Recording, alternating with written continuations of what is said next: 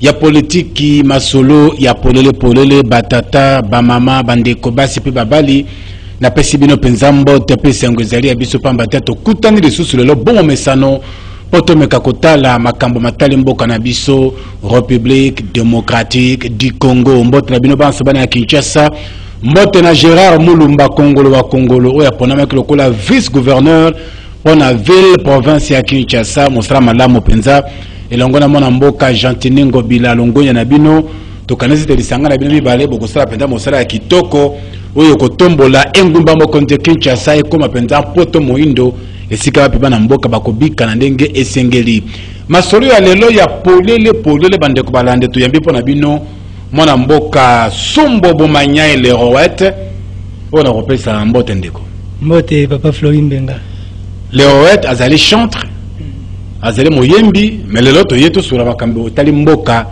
elongo na ye boni yo tata kimia na ngolo ya Nzambe na pesio merci pona opportunité pesi biso na esika na bino awa na CTV na profiter na pesa na mbote na bana mboka balanda biso bisika nyonso et pona koyebisa na bande ko bazana este ya mboka tozana bango motema moko liboso na nkolo et mbote na bandeko bazana diaspora balanda biso bisika nyonso bazwami bandeko ya Afrique du Sud Angola partout na osenga na bango penza bazala attentif pona koyoka mayo na yeko la bango na tina ya mboka. Et monsieur zele ko salema na tango Congo démocratique zele penza na matata makasi penza na partie est mboka na biso badongolo mission M23 elongona Paul Kagame mokonzi ya Rwanda balapisi kapana kobundisa Congo démocratique bato bolesa ki bango bokola ki bango bafanda ki na mboka na biso bayaki minene na Congo bazwaki forme na RDC lelo babalukeli biso ezanango makamba mokili melika na biso zele ke mapinga na biso kotele mangui pe bandeko wana bakopakata mbangu bakotika Congo ekozala pona bakongolais pe Rwanda ekozala pona bango bato na teni na bango ya mabele na mboka na biso pe kamoso zali eteni ya nzoto ya nkondo Patrice Emery Lumumba linu isitaki bongo kozonga na RDC na mboka na biso cérémonie kosala mabipana bipai ti okoya kosuka awa na ngumba mokonzi Kinshasa melelo na masolo ba mokolo malelo elongo na mona mboka Sombo Bomanya ele Roet tokoloba na tina ya Biblia oyo ezali kotangisa makila na kanisi olivilo ngongo soki basungi biso na bilili bokomondo liboso na etando na biso awa tozali na bilili ya Biblia oyo kati na yango makila ezali kotanga tokomeka koyeba sango penze ya motu ya kati na yango ezali nini pona nini Biblia bimisi makila elingi koloba nini ezali makambo mona mboka Sombo Bomanya ele Roet akoyebisa na biso mokolo lelo alors maloba epa na yo ndeko le Roet Bible na makila la kisini papa Flori merci pour la motuna esika onde esika makambo yo kobanda ndao révélation outil ezali outil epa na Nzambe na sima kolela bambula nyonso mboka leli peuple congolais leli makila ya este tangi pendant plus de 2 décennies makila kotanga okola mbula solo makila ya este kutu donc na mawesila batu na mitema et comment okola ndeti lisanyo pendant que batu bako kufa ba millions ya batu bakufi na este wana pendant 2 décennies papa Flori mongongo makila ya batu gange pa na yawe soko zomona mongongo ya muto moko lokola abele ekekino na kiti ya yawe kokanga kuna likoboko makila ya ba millions ya bakongolo kufi na este ya mboka esi makila moko le kakaboy ekole kabomo te makila ya bele muto moko kokanga bongo ya batu millions soki combien bakufi na este ya mboka nzamba yoki biso mawo to bondeli butu moi to kili to sali ba mbeka lolenge na lolenge nini to sali te po nzamba yoka biso mawo et enfin nzamba yoki biso mawo nakoyoka biso mawo nda atindi révélation de la Bible au sang coulant. C'est une révélation venant de l'Éternel. Zali recommandation nzamba apesi ona boyoka ni ya sika oyo nzamba linga kotisa mboka na kati na yango. En fait, boyoka ni ya sika oyo révélation essaie yaki ça fait 8 ans passé. Il y a eu en 2014. Il a fallu nzamba zo temps ya kokanganga na sika moko na kokotisa nga na mozimbo ya mayo eza na kati wana. Et simongo après 7 ans il y a préparation ya koyeko la mozimbo ya mayo na kati ya révélation yo nzamba kotinda nga siko na etando. En fait, C'était prévu dans mon condiambo quand on a fait une recommandation, va voir le chef de l'État parce qu'il y a pour ça, il y a révélation na tango tout ça. C'était en 2021. Na sali le lenge nyoso na ko sala pona mona ye, patno ba kangena bikuke, kwa yanke na zulu ka ndenge na ko lesa libumu na nganzo kande, na ko lukane solution pona este, pe pona moko kangwa. Parce que makila este ndeza problème o kangi mboka. Moko eko ninga na te eko décolité tant que makila on ko tanga kaka. Et maintenant mystère où na kati ya révélation oyo na boyo kanya sika. C'est-à-dire nous on me konza mboka bandi bo konzina ye ko dédier mboka pa na nzambe. C'était quelque chose de très important. Maintenant sur la sévère na yango. Mais na sima ko sala yango tu vas réaliser que c'est comme si on dirait de tout le monde nzambe. Na ndengene. Papa. So tali condition situation mboka yo ke nango. Batozoni tuna miyango dédicace moto sala ke zakinde tokene ko tuba nde nzambe mbeli to pesende kanda to ikamunini. En réalité, asali kama malamu. Mais kambo ya salaki. Zaki pona ko kitisa kanda ya nzambe. Mais en fait, la prière de dédicace au chef d'État salaki na stade de martyr, et salaki complété. C'est-à-dire c'était une prière au salamaki juste une partie, mais une autre partie salaki négligée. On a rebenga la partie ya ko semer acte ya kozaki. Partie ne tikaraki. Partout les tikaraki ndi yango révélation ezo pesa biso. Le sacrifice aux alliés proportionnels na likambo ba na ko tumisa mboka na biso. Chef d'État ba na moko très important. Avant quand amna biso na bokonja o kamba biso lelo. Alors ba nini n'est pas nzambe. À reconnaître que tous ceux qui bokonja nzambe pesa yango pas la bato. La gloire qui devait revenir à l'Éternel, on a donné ça aux hommes. On a fait des cultes de personnalité pendant plusieurs années. C'est-à-dire le rôle il y a monde qui commence au kanga penzande mboka. On a vu ça dans l'époque de Mobutu. C'est-à-dire tokotaki na kati ya conflit moko na nzambe parce que tokomisa Mobutu le rôle na nzambe na biso. En fait, le chef d'État, par sa prière, joue la dédicace, à reconnaître le Rwanda. Ndenge moko appelle le lomo konza lope bisika mosusu ba komo ko kumisa ye ko yema bantie même na kombo na ye to kende kana système wana moko. Yango likam. Oh, lorsqu'il y a ça la prière, il y a aussi un pardon pas un nzambe. Oh, Bible le dit, sans l'effusion du sang, il n'y a pas le pardon pour le péché. Ne peut pas avoir le pardon pour le péché sans tout le temps répondre de makila. Oh, n'état pas autozali. Tant que on a dit pardon, c'est que pardon wana, même makila, rien ne peut effacer pardon wana. Et comme nous l'avons sur le lit, monsieur Massoum. Il fallait que ngouani. Mais non, makila moi n'en pas té. C'est-à-dire, dans les temps anciens, ils avaient l'habitude de faire des sacrifices de taureaux et de boucs. Mais dans le temps où nous sommes, dans l'état actuel, le sacrifice dont nous avons besoin, c'est le sang de l'agneau. Pour ôter les péchés, on a besoin du sang de Jésus. Donc, ce qu'on a compris, malamu, na misa o tata mokonzi ekola bongisa na libanda ya masena martyr.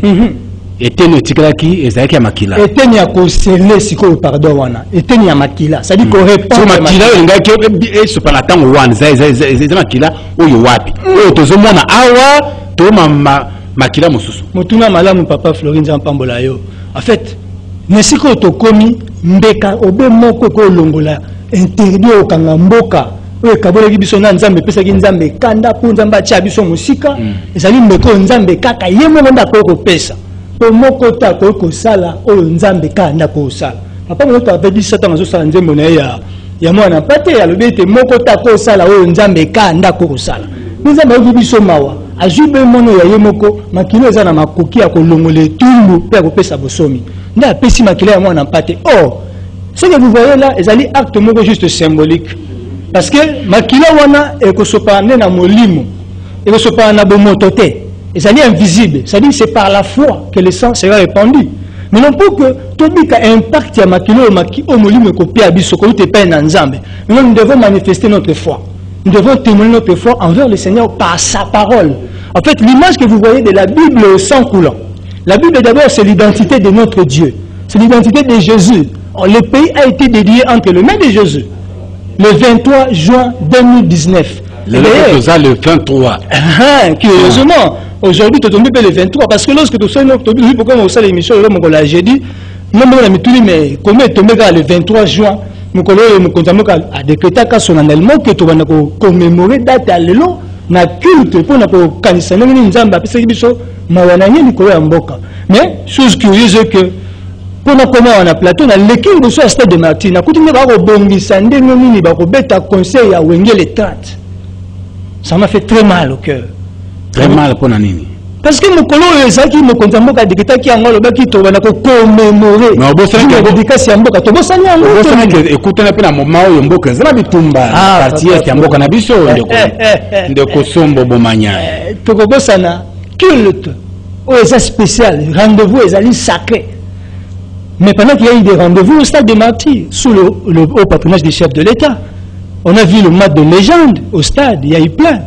On a vu des rendez-vous dans le stade, ACP, Basali, plein. Et d'ailleurs, le 30 jours, à tous, la Wengi, il faut que Wengi a bêta. Plein, on a caqué. D'ailleurs, Covid est à soutenir. Et maintenant, le 23 juin, il y a l'élo. Et mais qui a aboué? Même tout le monde a dit, on a culte, on a peuple été. On a la présidence. Tout le monde a dit, comment on a un rendez-vous est sacré? Il y a la kaki nzambe, na miso ya biso sur peuple. Et puis, ça me retrouve au Senga, pardon, et pas nzambe. Je me suis dit, mais comment le Seigneur continue à se révéler à moi en colère? Et il me dit, parce que très bien. Sombo bomanyai. Baseli nzambe mingi bokoma na momesi na koloba nzambe ami moni c'est pas nanga. Ami moni ça na ndengene concrètement. Papa Florine Bega, mutuna malam peza. Dieu est esprit. Et il se révèle en esprit aussi. C'est par des visions. C'est par des visions que Dieu se révèle. Dieu nous a créés à son image. C'est-à-dire quand il se révèle auprès de toi, il va clairement s'identifier. Je suis Dieu. Tu vas le reconnaître dans le lengene akosala. C'est-à-dire son identité. Il a son image. C'est-à-dire Dieu a votre image. C'est-à-dire il vous a créé à son image. C'est-à-dire, quand tu le vois dans la vision, il va te faire comprendre, il va t'amener à la dimension pour comprendre le moni d'Enzambe. Lorsqu'il va commencer à donner des ordres, vous verrez qu'il y a autant selon les saintes écritures. Merci beaucoup. C'est avec parenthèse à Mouké. Biblia, la makila. Au local, tu seras qui nyos de Kolobi Awa. Pona koyebisa ye message nini sombo bomanya le roet alingaki komemela mokonzi ya mboka Félix Tshisekedi na yo etali Biblia oyo olinga koyebisa nini? OK. En fait, le message fort ya kopesa mokonzi ya mboka eza message nini? Et le message oyo ezo ya ko célébrer okani ya sika. Oyo yimo ko d'ailleurs ngazala garana yango olinga amemaki biso na stade de martyr le 23 juillet 2019. Et ko célébrer maintenant acte wana kotomola nzambe amata. Ils ont le même moment où toujours mis ma sacrifice sur le plan spirituel. Or, l'acte que vous voyez là, ils allaient de manière symbolique. Yeshua mata. Et puis nous sommes retournés à biso eleka. Et nous sommes retournés à biso eleka kangambo qu'ils allaient interdit. Interdit et si nimbo comme un mot que l'on c'est interdit en exact. Interdit wana, le chef d'État rappelait qu'il y a un le sambo à sagi mogola l'éducation à Mok. Lorsqu'il demandait pardon à l'Éternel. Alobi na yebou. Tout ce qui le coup de péché à mon abattu. Ça qui va culte à personnalité. Na ba culte de sa personnalité et ça qui nzamba sa la musique. Maintenant pour nous rejoindre pardon à nzamba. On avait besoin maintenant de son propre sang.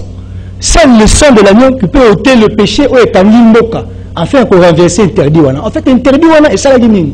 Maintenant quand on a fait de nos l'idée de nos autorités de nos chefs, des gens qui nous gouvernent, comme si on roi ba nzambe papa Flori na kati ya nyoso wana et ça que et télémission tout le peuple abisso. En fait, l'hôtel où est télémaki, hôtel où est kangi siko moka. Parce qu'on adore un Dieu devant son hôtel. Il n'existe jamais d'adoration sans un hôtel. Or, lorsqu'on adorait nos leaders, nos dirigeants de l'époque, en fait, on le faisait devant les hôtels sans le savoir. C'est-à-dire que nous sommes habitués à dire que or, tout sur le plan spirituel, comment la divinité nabiso. On a fait de Mobutu une divinité. C'est une étape wana et tout le monde est télémaki wana. Lorsque le chef de l'État maintenant a demandé pardon à Dieu pour tous ces actes-là, il a fallu maintenant qu'il y ait l'infusion du sang. Or, le sang dont nous avons besoin maintenant, selon Hébreux, chapitre 10, verset 5 à 7, on a besoin du sang de Jésus lui-même. Or, ce sang-là sera répandu sur le plan spirituel, dans l'invisible. Nous allons recevoir le pardon par la foi. Et maintenant, pour que le pardon nous soit donné, il faut que les étapes. Il y a qu'à sceller acte. Il y a qu'à reconnaître que Jésus était mort à la croix pour nous et nous sommes bénéficiaires de son sang. sur makila on epesa nous sadi mukonza mboka ndako yamba elembo sadi nzamba za na posa drapeau ya mboka na biso ekoma lolenge mais ceux qui makila wala c'est spirituel elembo otina nango ezanini nzamba pambola pa mutuna mala elembo ezali acte moko symbolique juste pour na kotalisa témoignage na biso epai na nzambe tokenda mukanda ya Exode chapitre 12 verset 1 au verset 13 il a dit Israël a voulu la bombe na kati Égypte après 9 pleux il a fallu que Israël a bimazo bimakati nous a mituni mutuna mais nzambe to bimana mboka pharaon telekamuni olimenda mwana mobali nzambe abisi abina lemena ete na ko forcer na loboko na ko tsika bino boken mais pour que Israël a bimana bombe il a fallu que nzambe apesa bango orientation divine. Donc l'orientation divine est liée. La orientation divine, on a dit à Moïse. Alors il y a un agneau de 1 an. Père à cause de la mobile, père à cause de la sans défaut. Or, cet agneau-là n'était que l'ombre de Christ. Or, sur le plan spirituel, il y a ce qui se Salem. Il y a un comment on a empathie. Mais sur le plan humain, après si il commence à jouer même, il va corriger, il va immoler, il va lier et puis, makila wana. Et puis Dieu va envoyer son ange. Lorsque l'ange passera pour frapper, d'Égypte, il va commencer à sauter des maisons des enfants d'Israël à cause de le Makila. Pourquoi le mot Makila il faut que tu drapeau. Pourquoi Dieu avait insisté Moïse et sa peuple sur le mot Makila parce que l'acte devait se passer sur le plan spirituel. Or, l'ange de Dieu a eu un malam parce que nous les enfants de Dieu doivent avoir des lembo bananzam. Mais comment pour que Israël il faut que tu aies makila. Oh, c'était pour la route sur le rédaction à Bango et outil na makila, il y a moins d'empathie. C'était que l'ombre des choses à venir, l'ombre de Christ. Mais dans le temps actuel, Jésus lui-même est monté à la croix, on n'a plus besoin de sang de taureau. Plus besoin de tuer un agneau physiquement comme ça parce que l'agneau a été déjà immolé à la croix. Maintenant, l'acte que vous voyez là, c'est juste l'identité de Dieu est révélée. Parce que vous voyez le sang sur l'emblème du pays. Oh, le sang là, bah, quand il y a un espace là, pour éviter les amakile à nani. Donc, on est le mot, et que bimana kati ya makomi santo. Oh, makomi santo, ils ont l'identité à Nzambe véritable, le Dieu de la Bible, le Dieu auprès de qui? Bible, makila, na drapeau RDC. Cela, c'était une révélation. Lorsque Dieu s'est révélé à moi, en 2014, nous avons le Bao. Dieu m'a conduit dans un endroit très compliqué. Il y avait des ossements desséchés. Donc, quand on a dit, Moke Koufa, Trepoto la Moussa. Mboka de tata Mboka Zali, et ça bon moi. Malheureusement, on a sepelé qui n'a pas le bon mot bimba, le bien ndambo, Mboka Koufa, Toende Kola Moussa. Mais na mona ki batu mingi ya ka diverse baza peut-être ba diversité politique na ba ki mo konta Mboka Koufa te. Alors bien, il faut que le discours wana mobimba te. Soyons honnêtes. Pour qu'on dise Mboka Koufa, Toende Kola Moussa. Koufa kana nini? C'est ce que moi j'avais vu dans la Katia, moi c'est le wana. La Katia révélation lorsque Dieu m'a transporté dans une vallée là où il y avait les ossements desséchés. J'ai vu le Congo. Comme Ézéchiel, il est le même hier, aujourd'hui et éternellement. De ce que ça y a Ézéchiel, Batago et Lekina Mose, à quoi ça s'appelle Léona Bassal Moussouzo, Bako ça l'appelle la dimension de Topé Koleka. C'est-à-dire, Dieu il fait sa volonté, tout ce qu'il veut, il le fait. Dans le ciel, sur la terre et sur la terre. C'est pour presque notre commis.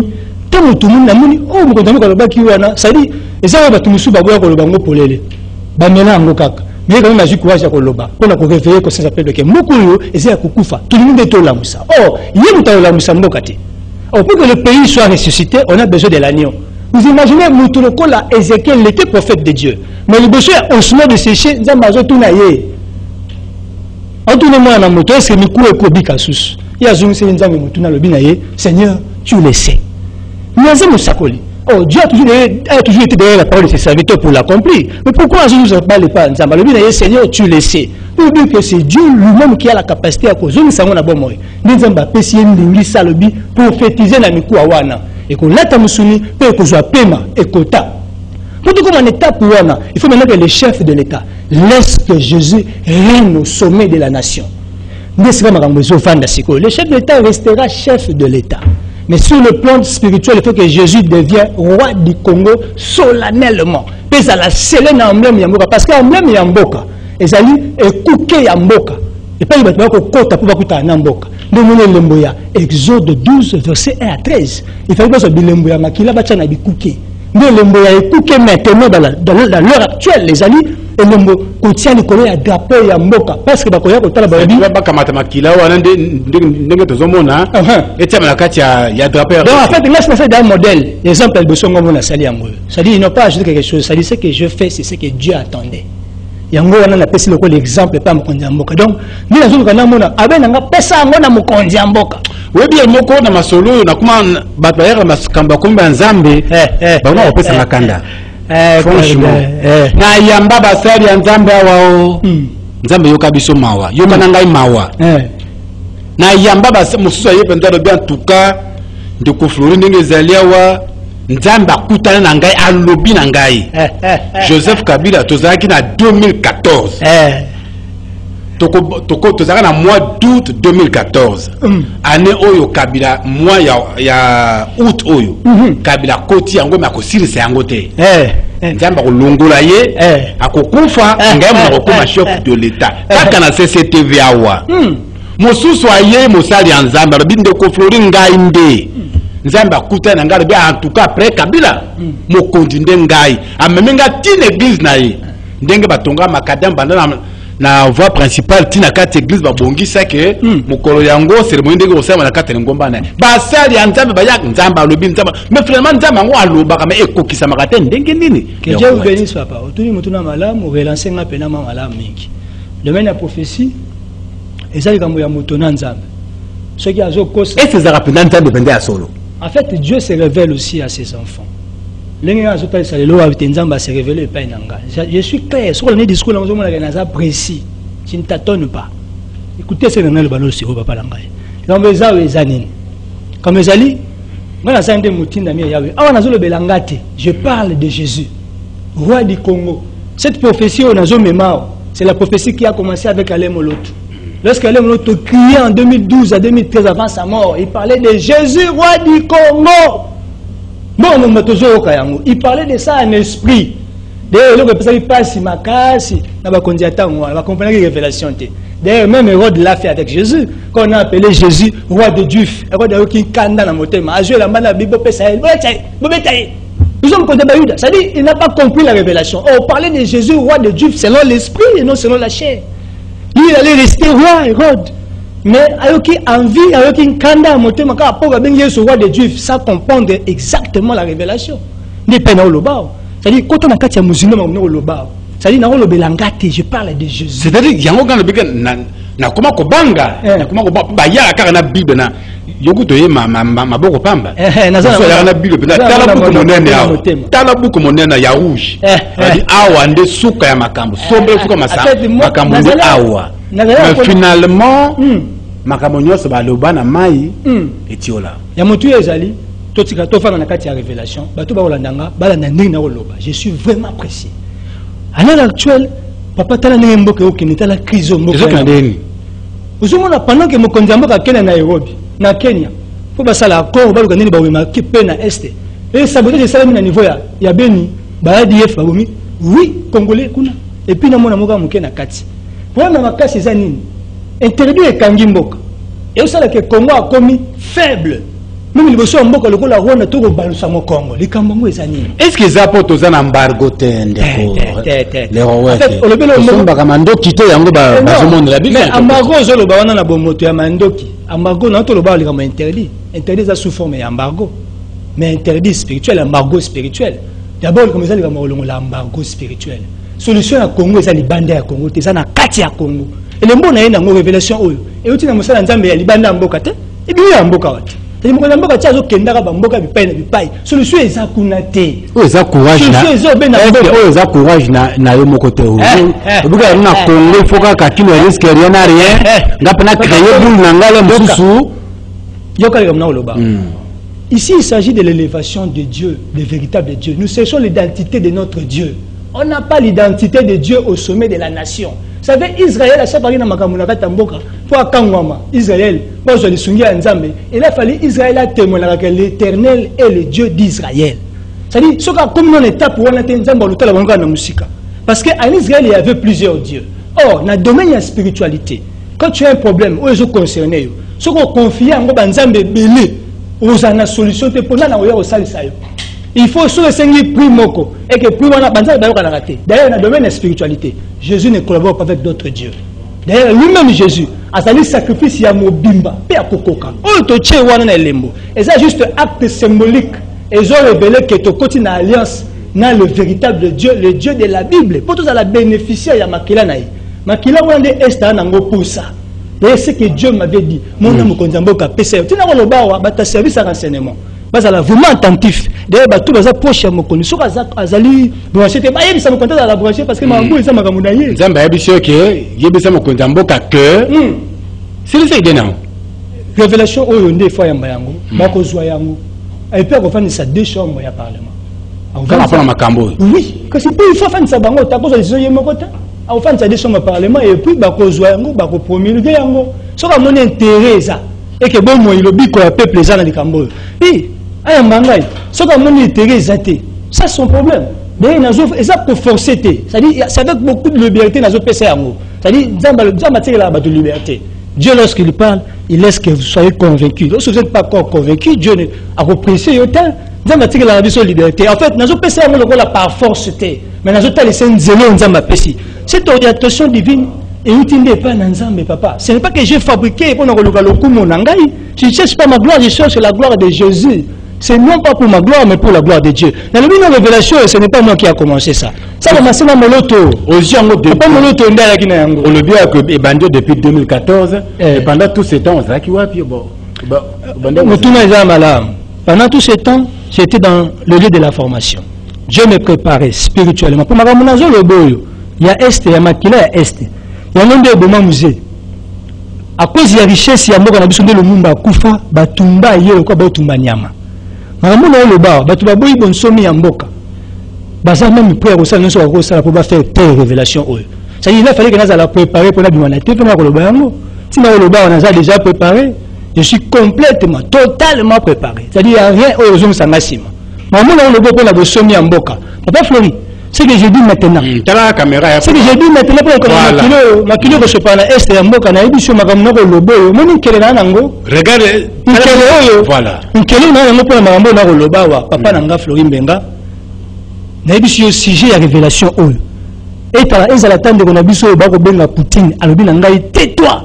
C'est que ma kamno na bino papa Flori soka lobi na nango na 10h na zonga na 10h05 na ya ko bandela ko lobango kande na ko loba. Révélation oyo ezala mututa ko empêcher na lobango. Na bi azate abotamate parce que ça c'est la gloire de Dieu qui doit se révéler dans mboka na biso. Celui dont l'équerre a été solution exatée. On a besoin de ces sangs là. Le sang de Jésus. Si le plan spirituel, il se sait bon ici non. Il y a des basenga kana prière matin midi soir, ça makila na Yesu et qui travaille na biso c'est makila wala na oyozo oyoko lo bala awa et kesani et kesani te. So on a ko lo bawa, cet acte là est symbolique. Il y a un monde côté c'est le peuple nzamba mazalaka awa. On a pêché une référence biblique. On a pêché Exode chapitre 12 verset 12 à 13. Lorsque vous avez ça acte, makilo ne c'est le peuple ya nzambe bazawa. C'est que Dieu avait dit à Moïse. Et puis lorsque l'ange passait pour frapper, là j'étais un esprit. C'est-à-dire rapport entre makilo et comment on a kimoto boye. Na makina moto ko le kazala molimo. En fait, le Dieu qui va opérer la délivrance de la nation, c'est un esprit. Mais pour que asala yango, alobi boye, identité. Où est la identité en nzambe? Toujours révéler le véritable Dieu, le Dieu de la Bible. Nous avons l'ensemble que tu tiens fort, nous sommes en Katia Yesu Masia, que tu salis alliance parce que si tu tiens le roi ne couqué yandako. Tu vas au côté de Congo, à tenir dans le couqué à Congo, à le barbi. Ce peuple, c'est le peuple de l'Éternel. Ce pays appartient à Jésus. Parce que je vois l'image de la Bible et le sang qui coule. Oh, le sang qui coule là. Et ça lui prier soit foutu pour nabiso pour makila est tira kotanga. Et tumba est. Soubassement et tumba wana batuba au minimizango. Et tumba est ezala kande mbongo ko sema na makila ya Congolais. Et tumba wana ba dimension mibale. Il faut chef d'état yeba yango. Et puis nayebi ka yebi yango. Dimension mibale zane na. Ba dimension mibale ya bitumba wana liboso ya ni o ba ko sala o ba to sala ka ba ko ba to sala na Kenya. Pour ko tchali banda bande ko M23 iba a fait les autres mais ça la dimension mususu batumi ba chaka kate c'est que musée a kufela c'est que le mumba kufela dimension ya boki kita ekolo c'est-à-dire les sang de Congolais et quoi ya kalokola mbeka. Il faut katana.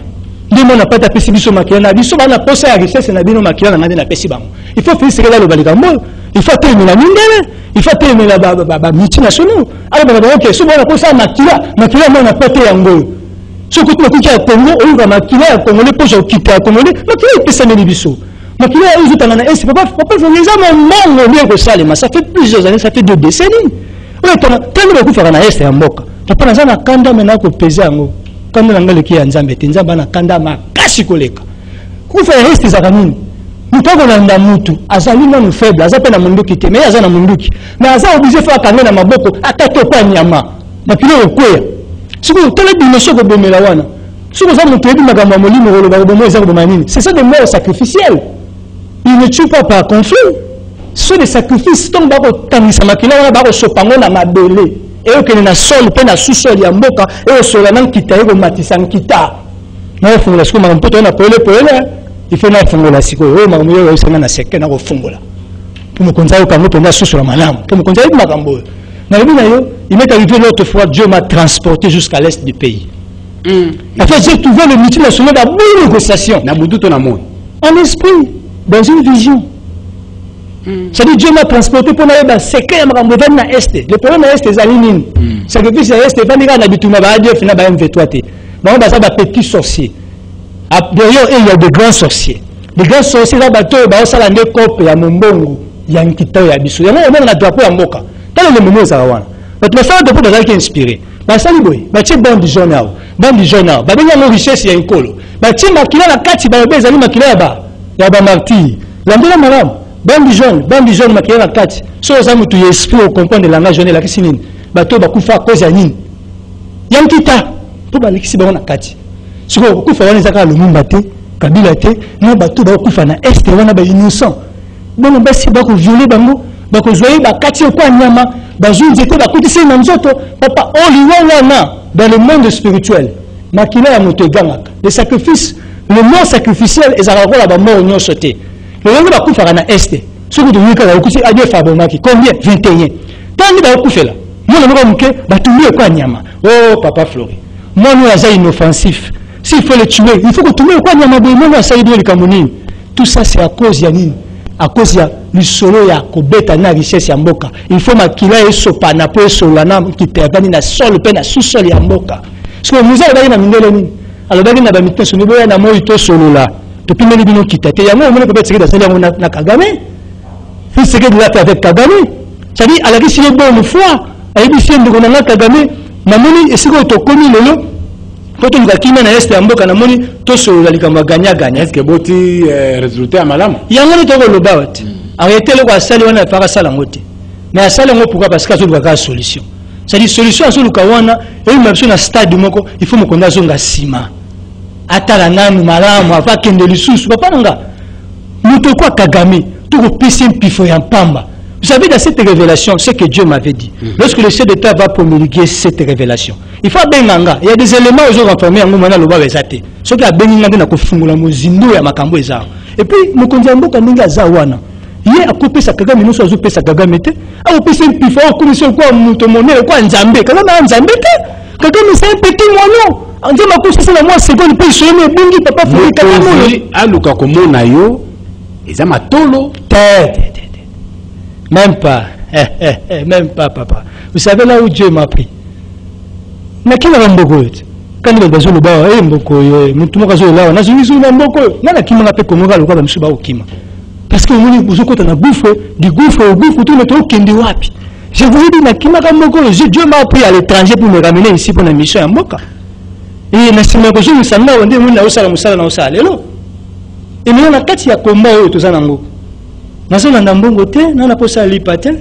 et d'ailleurs na sengi chef d'état pesa mbongo te pe na ko ebisa na bino ko na posa mbongo na yo te c'est dans la social minimum bakomona bakufa na est ya mboka na mi poni te nzambe nda poni nga ye moko soki pona ko mi pona ngai moko nde sina kima o eza musala tembe ya pasite nous a kufa na makambo et non quand je me mets à parler comme ça je mets aussi ma vie en danger donc c'est mbongo resomba bongo inanga c'est-à-dire to comme une étape ce que tu peux si bongo na mboka te kindi ko na mboka te et maintenant Kagame wana so beta katolo mais c'est pour lui peut se prolonger Kagame na basaison na sia moi pour na nini Kagame azali sana suka mi kolonaye très bien comme na pas ko belela que moi sima ba na sima M23 et puis na ko sa bino bitumba et puis ici pour le ndoki a loki tia comme na moi na zo ngete puis to kangi na moi tout le monde pour et puis to ko sa kolonaye muko ko sa makambo bo et ça makambo pasi matondo mingi sombo bomanya le rowet to ko na suka papa 30 minutes yango yoko aïe on a vu c'est vraiment coquille masere zaki spécial mingi ndeko sombo bomanya le rowet caméra yango on est liboso na yo de le ba bokabona na ba téléspectateurs répondre les zamba ya liboso mais ya sukate na oza obligé na zonga na osenga na bandeko balandi biso bandeko bazana diaspora partout omoni message na pesi non na sala makokite ya ko continuer na message nous souffrons beaucoup pour na yango kuluka révélation ko ya ko vanda ko loba ça coûte beaucoup papa Frédéric Azawana oya sependa message ya lingina zonga na continuer pour na sisi ko loba ngote muzinu za makasi papa Frédéric Azawana bo bengaye chenga certifié Azawana bozo espace même pour 2 semaines so ko nyamba na bengi ngate kwa yokanga bo benganga bo so misanga lisu na chaîne na oya ko loba makambo pe na utika ko loba ngote ya personne qui peut me stopper sur ça donc on a peut nous avoir merci besoin qui tant ko landa biso sama pambola bino bande ko bazana este ya mboka toona bino motema topesa bino teto bino tumbo pona bino FARDC zamba simba bino d'ailleurs souci à passer dans ma classe parce que on était vraiment mobilisés après nous sommes démobilisés